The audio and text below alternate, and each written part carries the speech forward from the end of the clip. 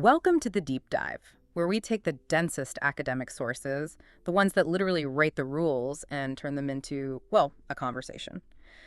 Today, we're doing a true intellectual adventure, a deep dive into the absolute bedrock of microeconomic theory.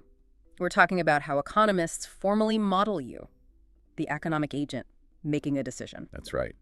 Our goal today is to really get into the engine room of choice. Economics relies on these remarkably powerful, but also very abstract assumptions to model how we behave.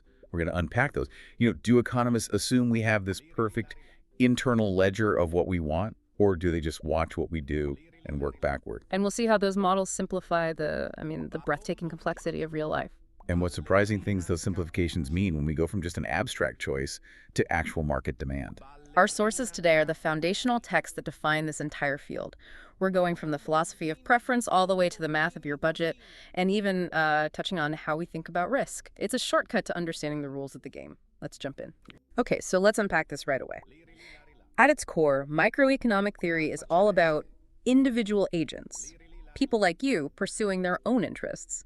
But how does the theory even get started? I mean, do the models just assume we all know exactly what we want, or do they just watch what we buy? That distinction is, it's the critical starting line. The theory really begins with two different, you'll see they're closely related philosophical approaches. Okay. The first one is the traditional one. It's called the preference-based approach. Preference-based. So it starts with what I like. Exactly. It assumes that the decision maker's internal tastes, their personal ranking of everything, is the primitive characteristic, the starting point. We call it a preference relation. And if you use this approach, the economist's job is to then impose some rules, some rationality axioms on those preferences. So my feelings come first, and my choices have to logically flow from them. What's the other way? Does it just skip the feelings? It does. That's the choice-based approach. It totally bypasses what's going on inside your head and focuses only on what we can see. Your actions. Your observable choice behavior, yeah. So instead of making rules about your preferences, it puts consistency restrictions on what you actually do. The most famous one here is the weak axiom of revealed preference, or WA for short. It's all about observable data, not subjective desires. That feels very economist-ashy. Stick to the data. Okay. Okay, but let's stay with that first one for a second, the preference-based model. What does rationality even mean in that context?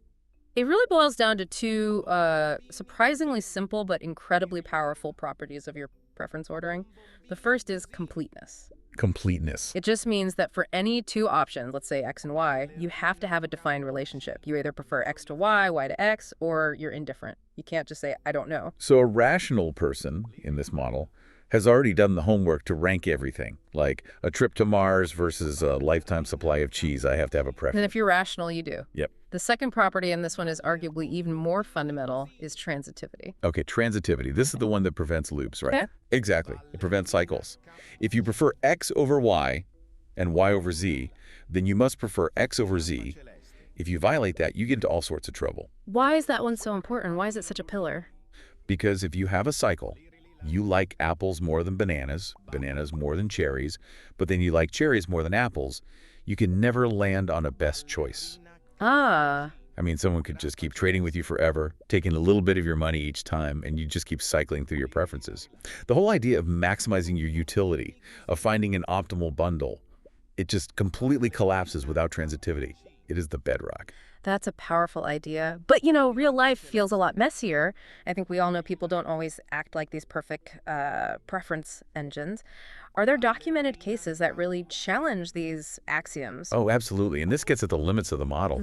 When behavioral researchers actually study choices, they find a couple of recurring problems that undermine this idea of perfect rationality. Okay. The first is about perception. That's something called just perceptible differences.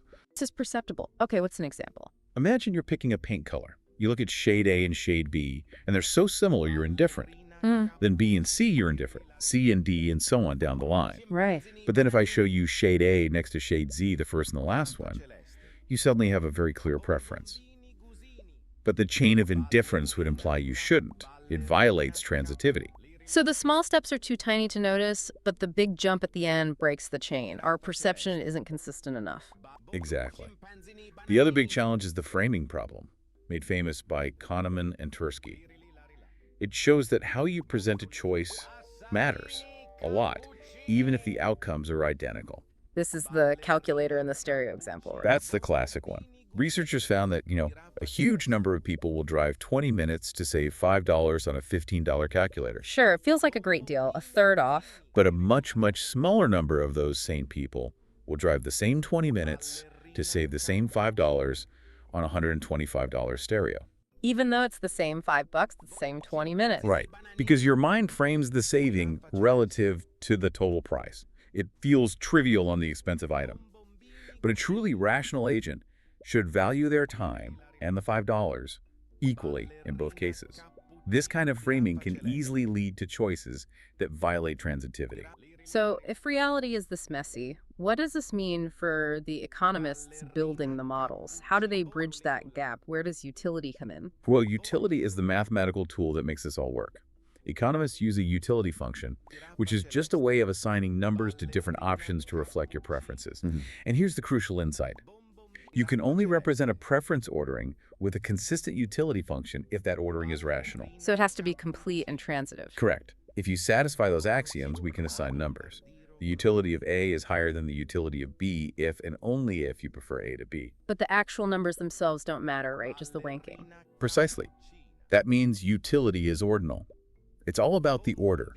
If I like X more than Y, giving them utilities of 150 is fine. But so is 10 and 9, or 1,000,001. As long as the number for X is bigger than the number for Y, the model works. The preference order is preserved. We only care that the numbers get the ranking right. It's not cardinal, where the difference between the numbers has a real meaning, like temperature. Exactly right. For standard consumer theory, it's all ordinal. Okay, let's make this more concrete. Let's move from these abstract preferences to an actual consumer in a market. To make a choice, you need goods, prices, and constraints. And it's fascinating how simply the models define these constraints. They are elegantly simple. They define the whole playground for the consumer.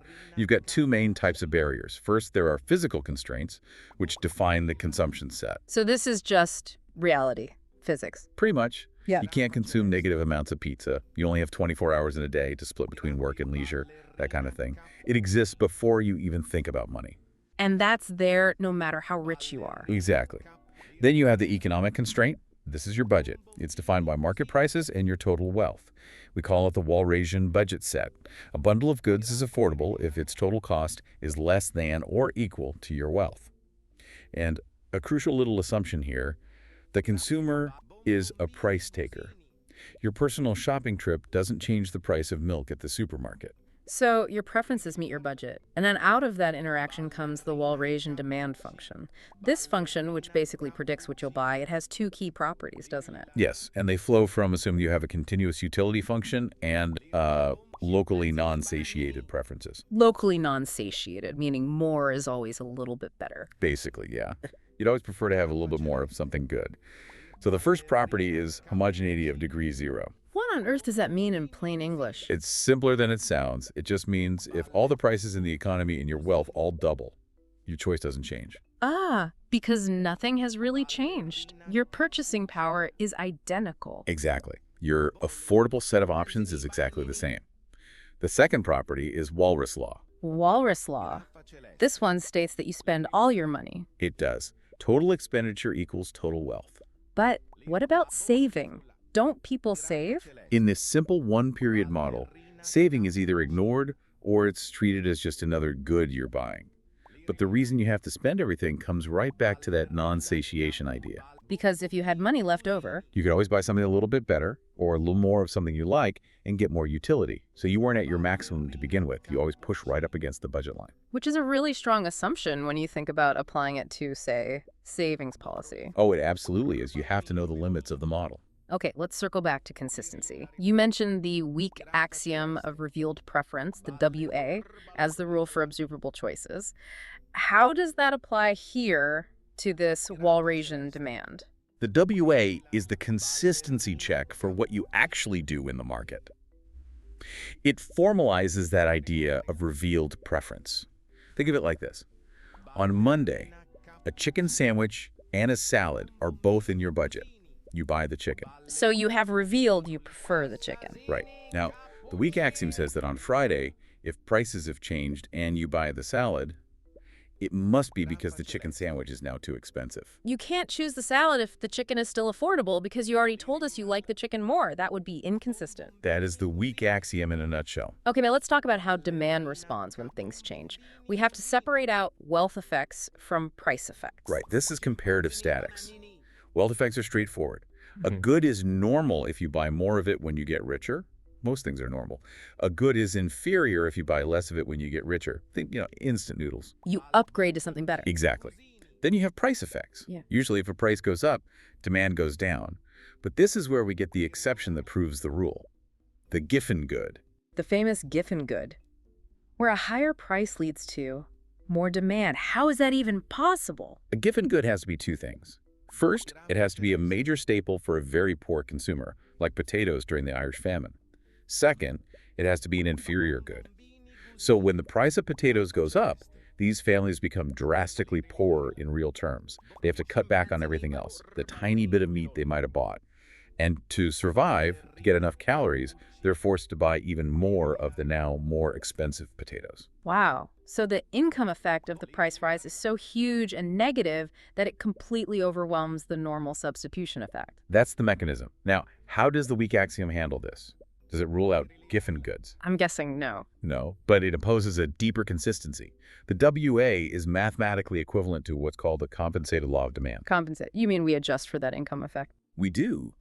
We imagine a price changes, but we magically give the consumer just enough extra wealth to make their original bundle of goods affordable again. It's called a Slutsky compensation. What's left over, once you remove the wealth effect, is the pure substitution effect. And the compensated law of demand says this effect is always negative. A compensated price decrease must lead to a demand increase. So even for a Giffen good, if you took away the crushing poverty effect, the consumer would still substitute towards the relatively cheaper good. Precisely. The WA ensures that underlying consistency holds, even when the total effect looks strange. So we have these two big frameworks, the internal preference-based one, the utility maximization problem, or UMP, and the external choice-based one with the weak axiom. You said that rational preferences imply that your choices will satisfy the weak axiom? Correct. The first implies the second. Okay, this is where it gets really interesting for me. If the preference model is stronger, if it contains the WA, what extra restriction does it impose? What does that assumption of transitivity buy you that the WA alone doesn't? This is the missing piece. The extra restriction is the symmetry of the Slutsky matrix. Okay, the Slutsky matrix. That's the table of all these substitution effects, right? It is. It measures how a compensated price change in coffee affects your demand for tea, and vice versa. Yeah. Symmetry just means those cross effects have to be equal. So the effect of coffee's price on tea demand has to be the same as the effect of tea's price on coffee demand. The compensated effect, yes. Hmm. And here's the kicker. If you only have two goods in your world, the weak axiom is actually enough to guarantee this symmetry. But in the real world, we have more than two goods. And as soon as L, the number of goods, is greater than 2, the weak axiom alone is not enough. The only thing that guarantees that symmetry is the assumption that the underlying preferences are fully rational, specifically that they're transitive. So transitivity is the specific behavioral rule that enforces that mathematical symmetry in the market. That's it. And the implication is huge. The theory of rational preference maximization is fundamentally stronger.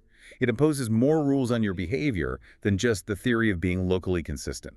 If we see market choices that satisfy the WA but are asymmetric, we know that person's internal preferences must be cyclical, violating transitivity. That is a deep connection. So we've gone from abstract choice to the limits of rationality to consumer constraints, and now to this link between observable choice and deep preference, all through Slutsky symmetry. To wrap up, let's just briefly look at one more area. Choice under uncertainty. When outcomes aren't certain, economists model them as lotteries, basically, lists of probabilities over outcomes. And to make utility theory work here, they add one more crucial axiom. The independence axiom. The independence axiom. Imagine you prefer lottery A to lottery B. The axiom says that if I mix both of those lotteries with some third irrelevant lottery, say a 50-50 chance of getting one of them or getting a free cup of coffee, your preference for A over B should not change. My preference between the two gambles is independent of this other thing they're being mixed with. Exactly. It's a non-obvious rule, and people violate it all the time, but it's mathematically essential. Why? What does it let you do? It's what allows the utility of a lottery to be written in the expected utility form. It means the value of a gamble is just a simple weighted average, the utility of each outcome multiplied by its probability.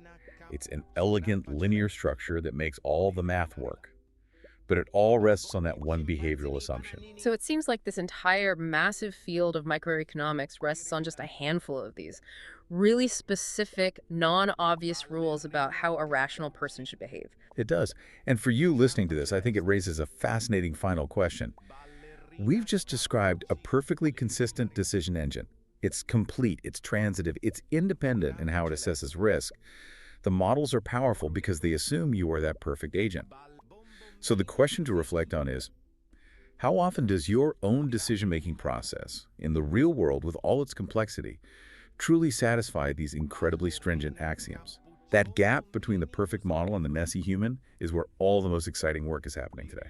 A perfect place to leave it. Thank you for walking us through that. My pleasure.